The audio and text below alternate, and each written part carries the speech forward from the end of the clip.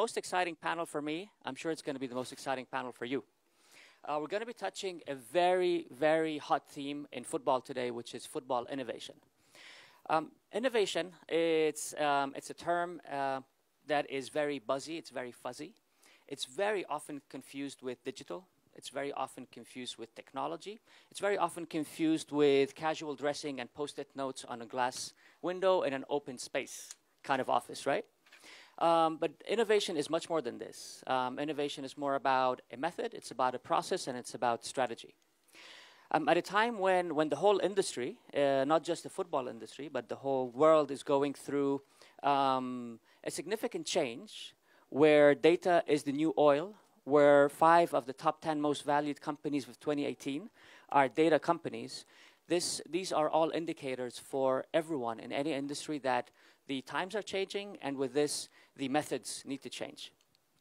So in this panel, we'll talk about innovation strategy. What does innovation strategy mean to the football world? We have got 2 individuals working at a football organization, and we have 2 individuals supporting football organizations through their own activities. I'm going to start directly with strategy, and I'm going to ask Jean-Baptiste to kick us off. So innovation is a process, it's a method, and just like any other process or method within an organization, it requires to have a name, a label, but also to be aligned with the whole business strategy. You have been leading the innovation efforts at UEFA for more than 2 years now. Walk us through your journey a little bit, and specifically interested in why would UEFA want to work on innovation? Okay, it's quite a long intro. Hello everybody, it's a pleasure to be here today. So to tell you a bit the story about UEFA and UEFA Innovation Hub.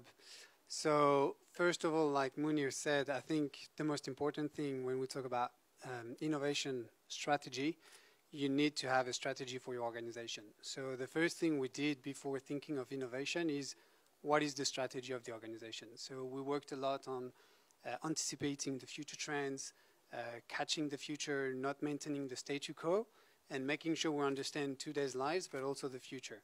And so once we've set up the strategy, we have now in place the UEFA Innovation Hub to help the implementation of the strategy, but also to help UEFA to shift a little bit and potentially to change its own business model for the future. So when we talk about innovation strategy, the main thing is that we don't speak about digital. So you've just mentioned it. Of course, digital, new technologies are part of today's lives.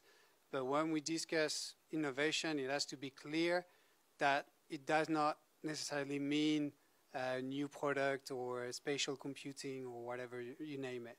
It's also about people, it's process, it's how you shift your organizations to be more agile and to anticipate the future. So what we do at UEFA is mostly fostering a culture of innovation. So this goes a lot with the staff internally, but also pushing them to meet new people externally. I would say leveraging the ecosystem. So here we work with startups, with research labs, with many different companies. We've launched different projects to become more agile as well. But it's also, and I think Minerva will touch upon it, it's also how you future-proof UEFA. So how you think ahead, how you catch trends, and how you make sure the people internally are thinking like this and implementing the change today to make sure we remain relevant for the future. Let's go to Minerva. Minerva, you've been thinking and working on innovation at La Liga for more than 3 years. Walk us through what your process and your adventure has been like so far. Thank you, Munir. Thank you very much, everyone, to be here. It's a pleasure. I want to share with you the vision of La Liga on innovation. As Munir said, I joined La Liga more than 3 years before to this amazing journey of innovation and digital transformation process that we are living. In La Liga, innovation is part of the strategy, as you said, is the way we think we are going to be able to compete in the future. And just to give you some examples on what is the stage of innovation now in La Liga, we have been pioneer introducing cutting-edge technology, for example, in the audiovisual retransmission, and our main product with the Intel 360 technology. Now we have it in 8 La Liga stadiums. and we were the first league to introduce this technology in the stadium in 2017, and we hope in next future to introduce and deploy in the rest of the pitches. We are also being pioneering in performance. For example, we developed with Media Pro, that is our partner in the production of the event. The system Media Coach is a video analysis tool that we give to all the clubs in La Liga to make better decisions regarding the performance of the player in the pitch, thanks to the audiovisual cameras that we use, the tactical camera that is installed in all the pitches, all the La Liga stadium. We also pioneer the fight against piracy. In La Liga, 5 years ago, we create a specific department to fight against piracy. Now the department has more than 20 people, and we develop, based on entrepreneurship, a tool called Marauder that allows us to track all the bad use of our content with the rights in internet and in different ways.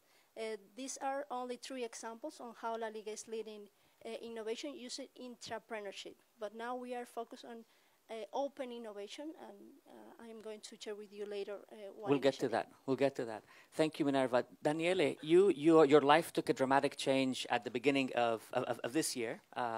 Dramatic, yeah. Career-wise. Career-wise, yeah. You had spent 17 years working at UEFA, and now you're working at Genius Sports.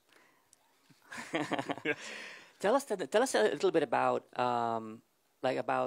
what's like the biggest difference that you've seen since January, and then also help us understand now that you are on the outside.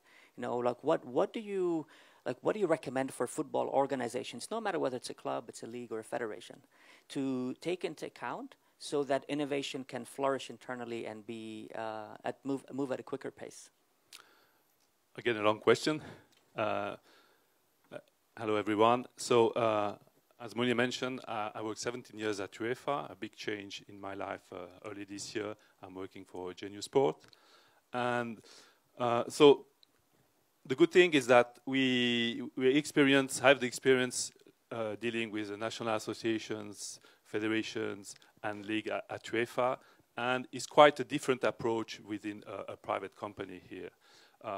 With UEFA, the speed is very slow, except now that there is new people working at UEFA and bringing some fresh air, I would say.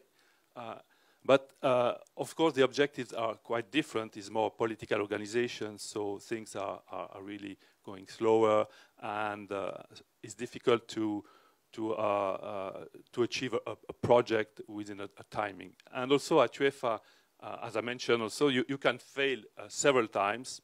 No worries for that, which is a good thing. And a private company, you can fail one, maybe twice, but that's it. Then you're out. And so this is also the different part. And at Genius Sport, the good thing is that we are supporting also as UEFA the digital transformation of the federation. We are in our business model. We are providing the service. We have a platform, a football platform, which provides services to the federation, from competition management to fan engagement.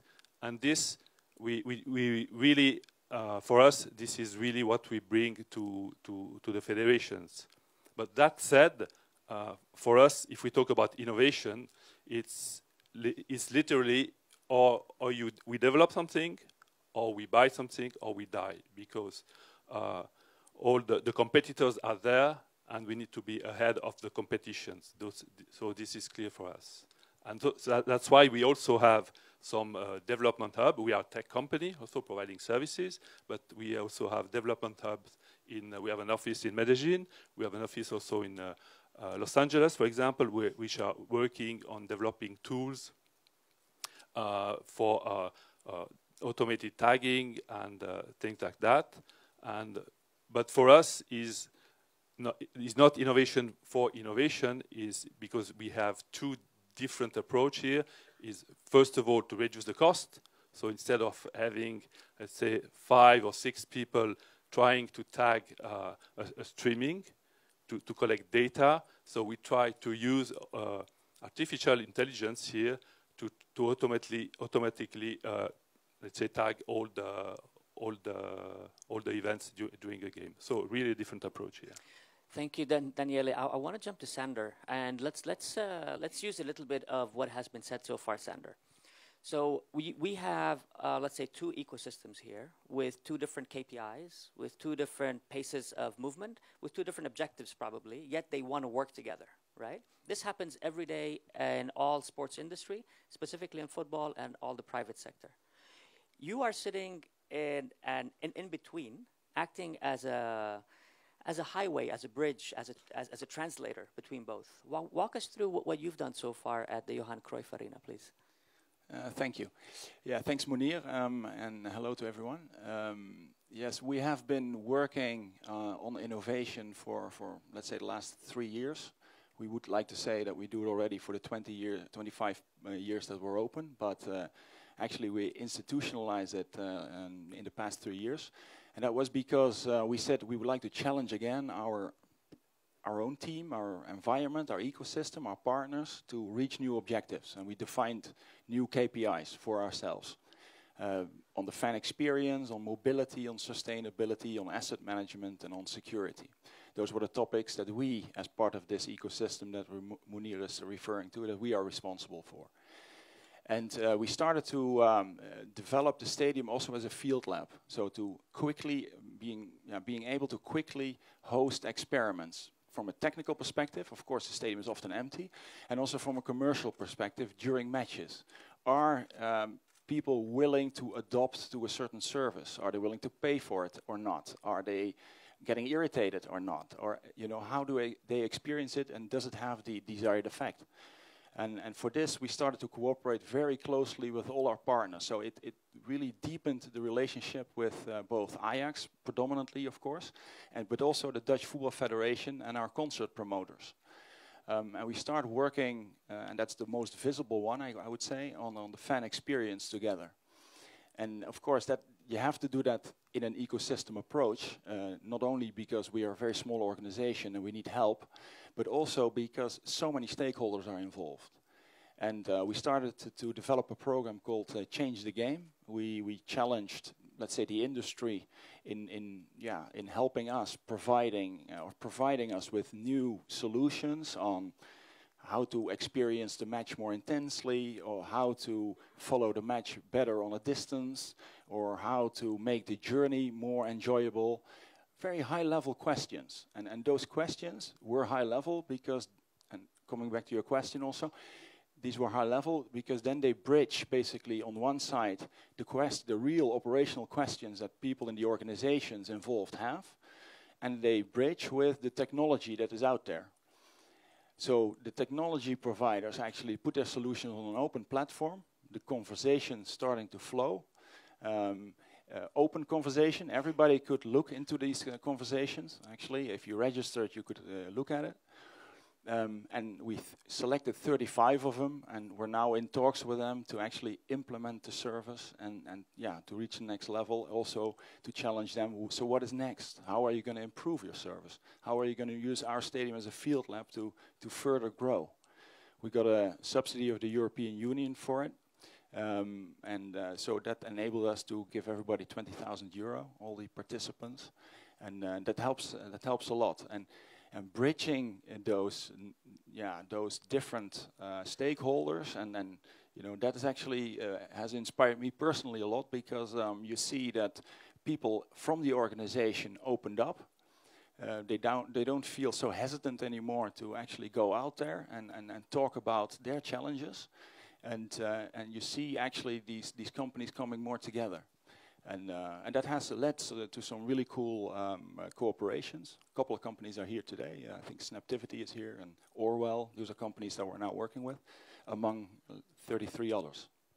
Thank you, Sander. Thank you. You can innovate internally, and like setting up an internal R&D lab. And here I want to go to Minerva.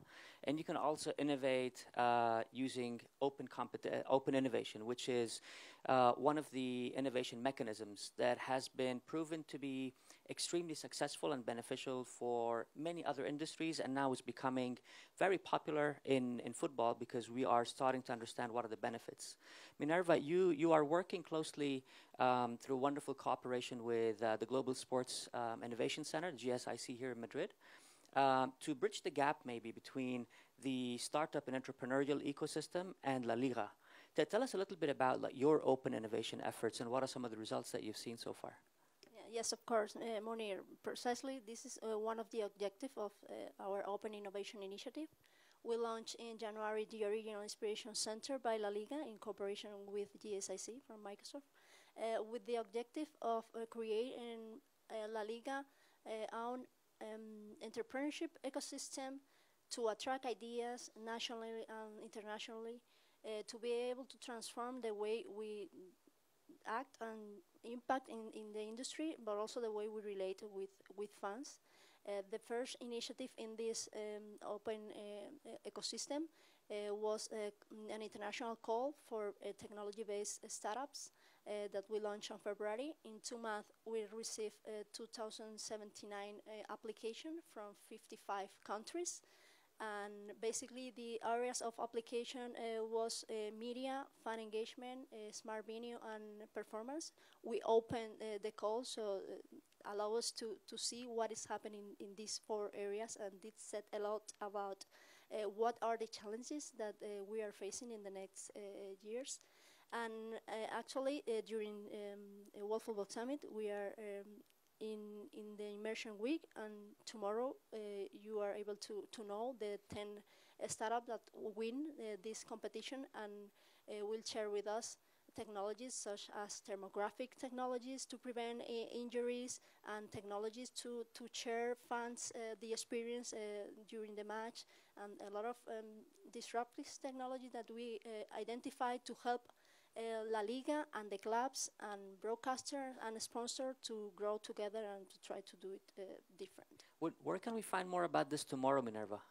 Is it happening here at the World Football Summit? In the World Football Summit tomorrow, we have 2 panels with the 10 winners, startups winners, and they will share with us what are their specific technology and how they think, and La Liga and the clubs thinks that this technology can be implemented in the clubs and change the way we work and the result that we are getting now. Fantastic. I'm sure everyone in this room is going to be at those 2 panels tomorrow.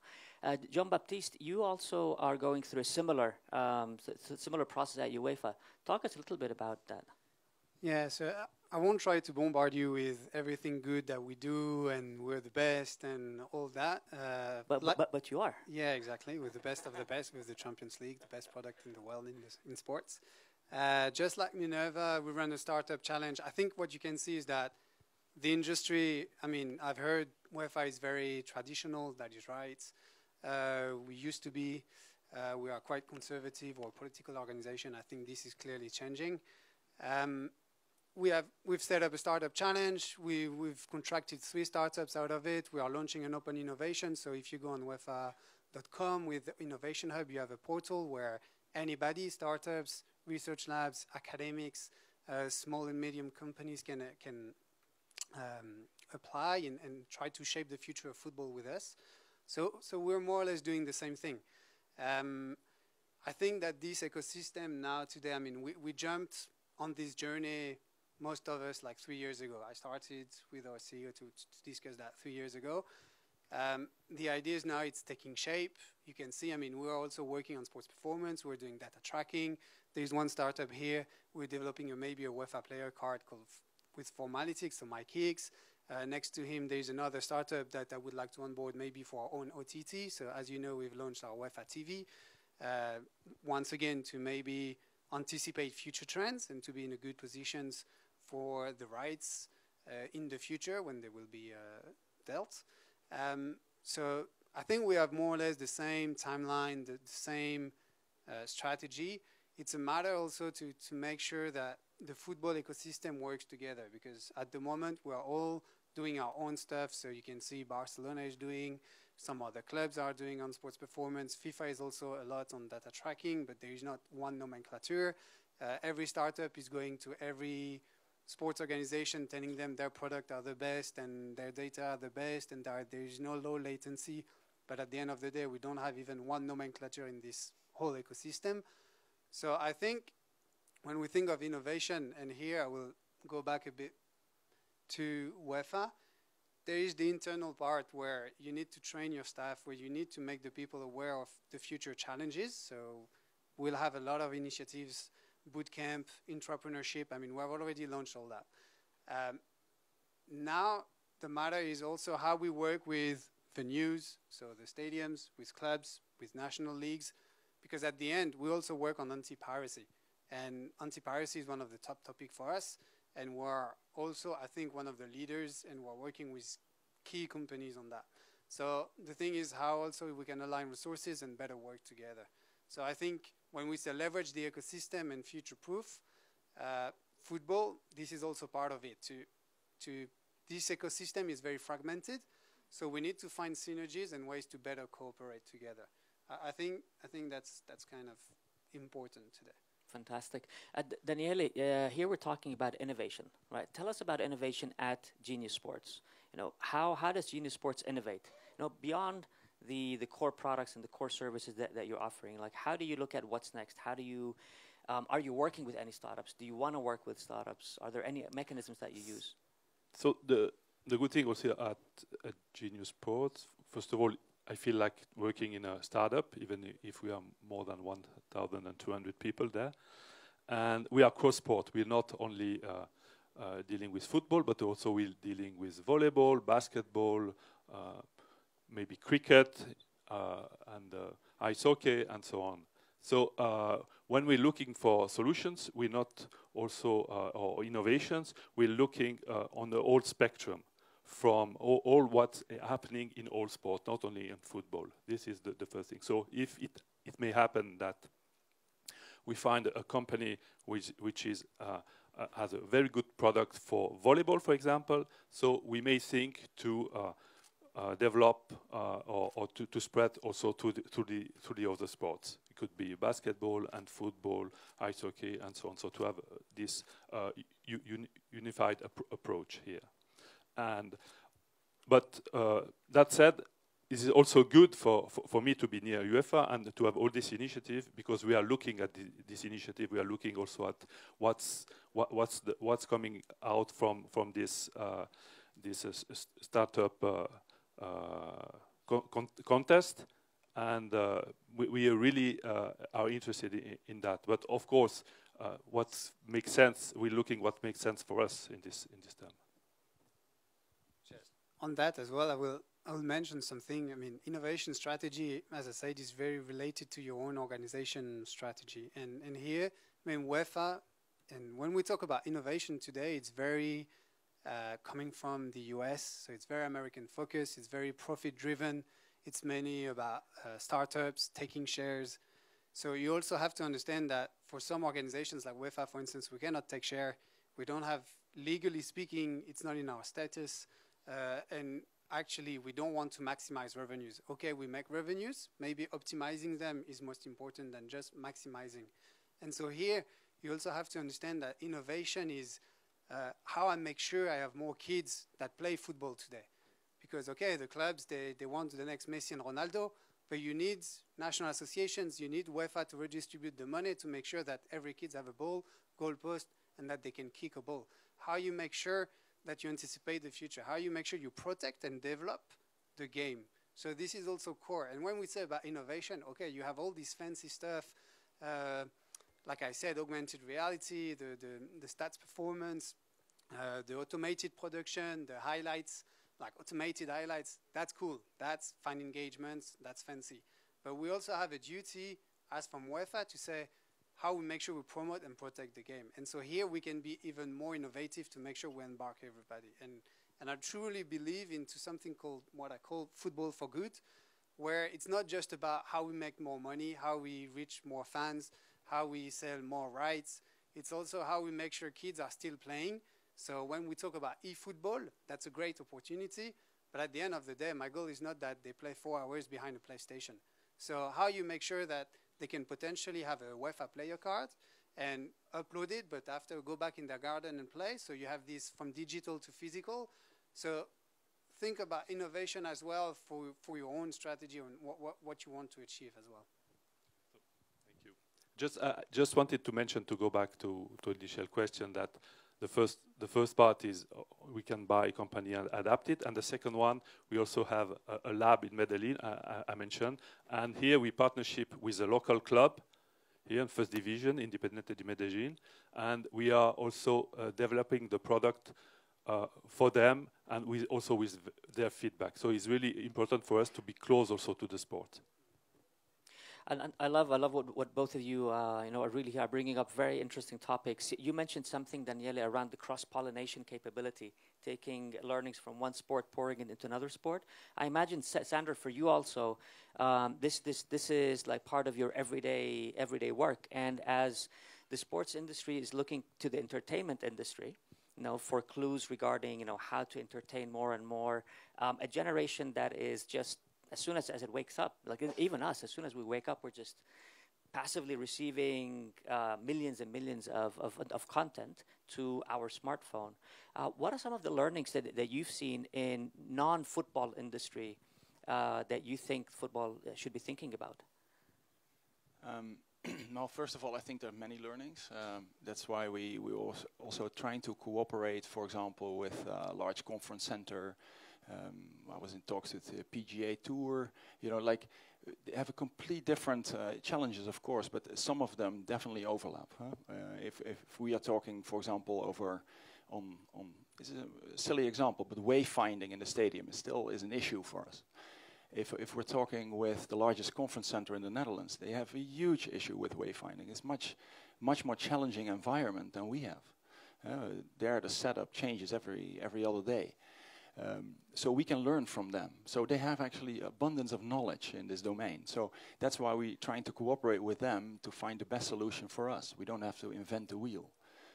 And that's why I like this change in approach that we took, that we called the change the game approach, is that we, instead of having people in our organization define exactly what they want, we say, well, let's have that question very roughly there, and then get solutions in there that help you, because you don't know what you want, right?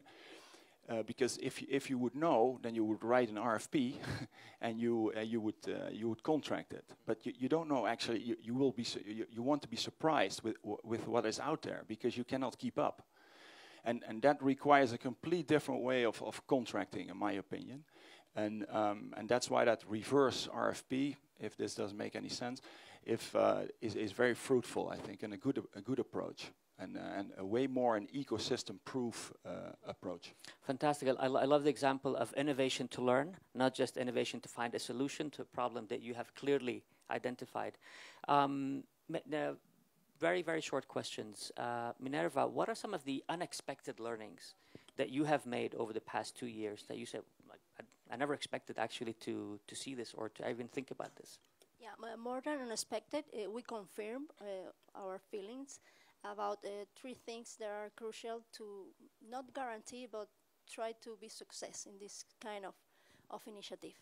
First of all, collaboration. La Liga support is, besides football, 64 federation of other sports in Spain. And we had the opportunity to learn a lot one from each other, how the different sport support behave in the digital channels, and how can we use this information for the benefits of all the ecosystem. Collaboration is very important with in football, but also with other sports.